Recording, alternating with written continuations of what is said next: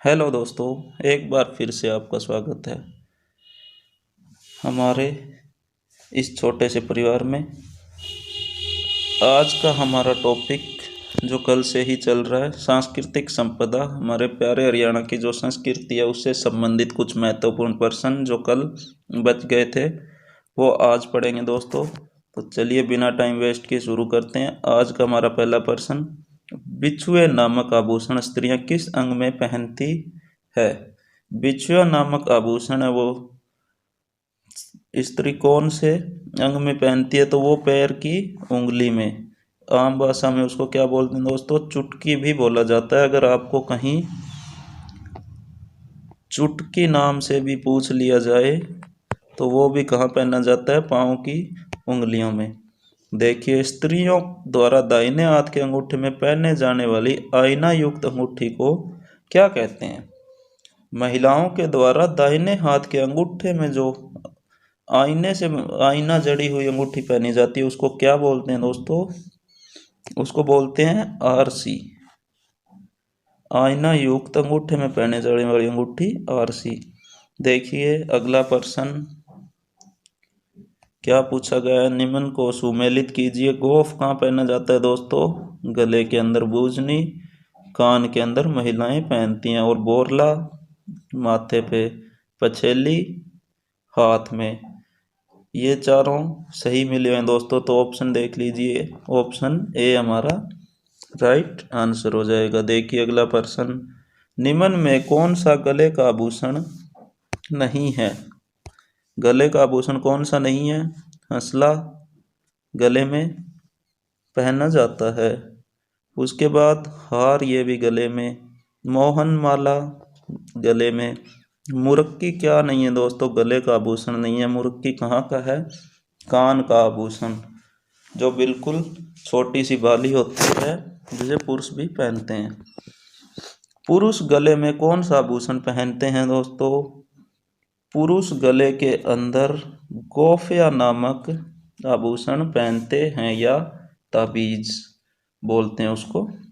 निम्न में कौन सा आभूषण पुरुष नहीं पहनते? निम्न में से कौन सा आभूषण पुरुष नहीं पहनते? गोफ पुरुष पहन लेते हैं दोस्तों। कठला बच्चे को पहनाया जाता है, कुछ पुरुष भी पहनते हैं। मुरक्की पहले प्रश्न में हमने पढ़ा, कान का आभूषण है, एक छोटी बाली जो पुरुष पहनते हैं। डांडे क्या है?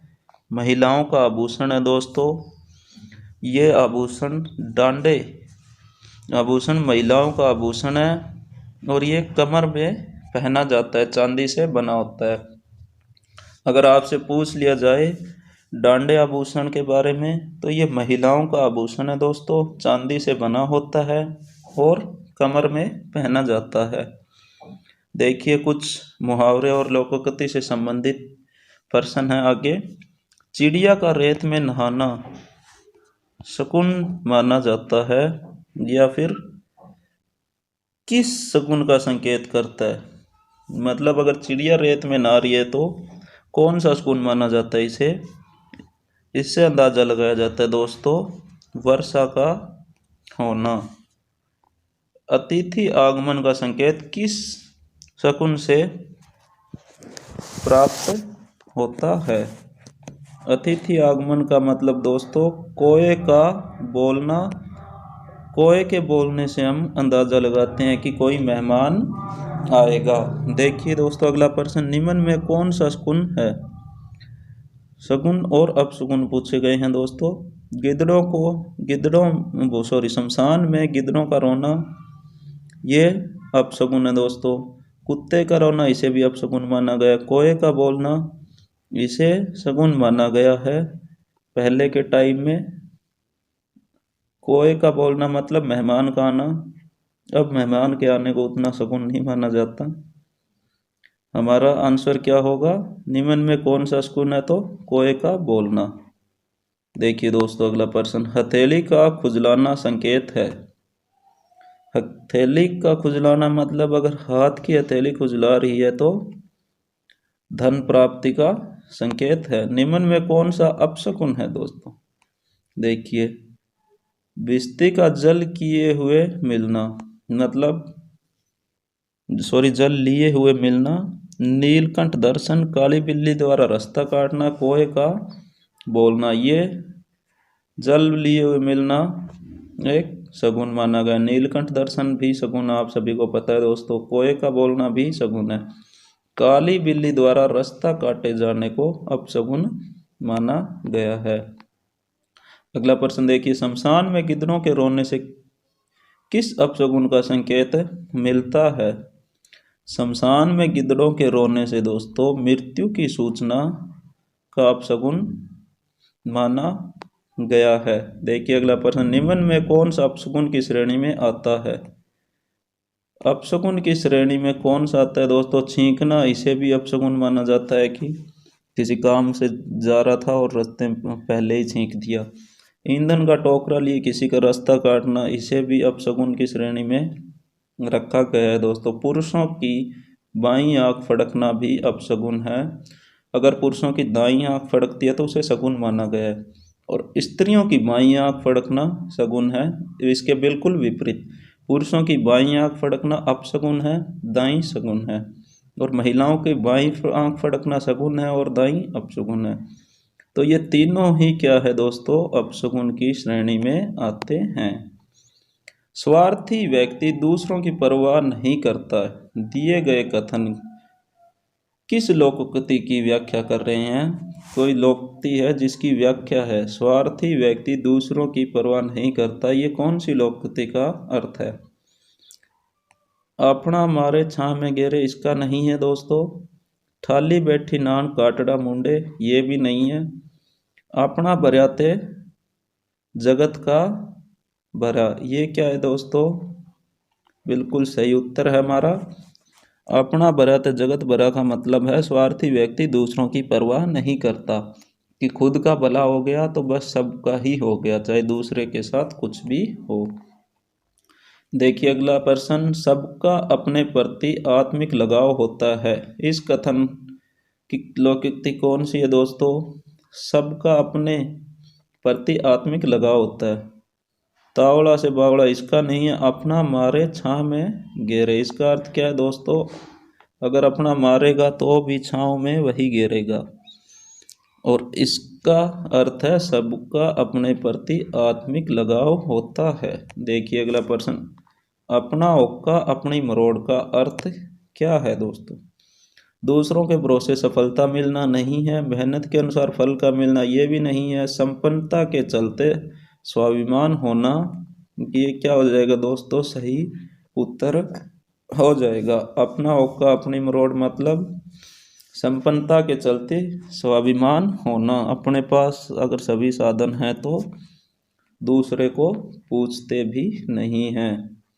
अगला प्रश्न देखिए, कहानी के ब्याह में सौ जोखम, इसका मतलब देखिए क्या होता है? कहानी के ब्याह में सौ जोखम।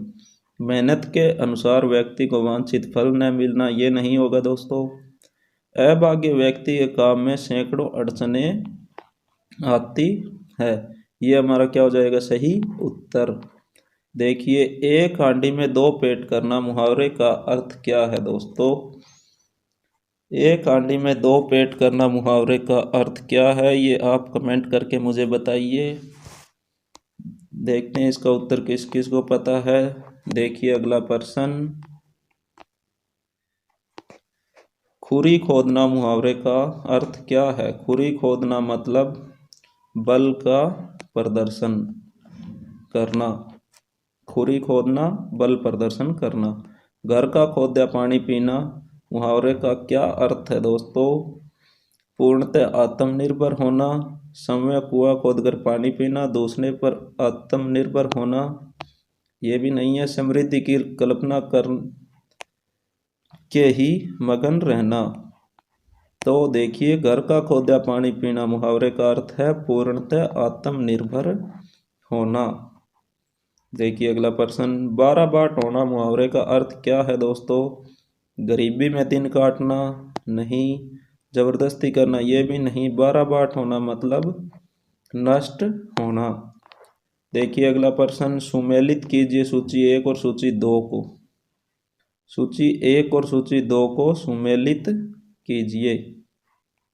देखिए, आल करना, आल करने का मतलब है दोस्तों, आल करना मतलब शरारत करना। आल करना, अलबाद करना हरियाणा के अंदर, इसको क्या बोला जाता है? शरारत करना। थकेली चढ़ाना मतलब गरीबी में दिन काटना। जड़ पाड़ना का मतलब है दोस्तों समूल नाश करना, मतलब जड़ से ही पाड़ के फेंक दिया, कोई निशान नहीं छोड़ा, इसका मतलब पूर्णतः नाश करना। कोली भरना, कोली भरने का अर्थ है दोस्तों गले लगाना।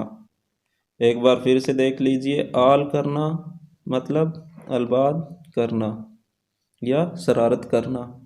थकेली चढ़ाना गरीबी में दिन काटना। जड़ पाड़ना का मतलब है समूल नाश करना। और कोली भरना का मतलब गले लगाना। देखिए अगला प्रश्न, निम्न मुहावरों में कौन एक सही नहीं है? सही कौन सा नहीं है दोस्तों? पल्ले गांठ मारना, युक्ति निकालना, ये क्या है दोस्तों? सही नहीं है। पल्ले गांठ मारने का मतलब युक्ति निकालना नहीं होता दोस्तों। अगला देखिए, चूरने लड़ना मतलब उत्तेजित होना, ये बिल्कुल सही है।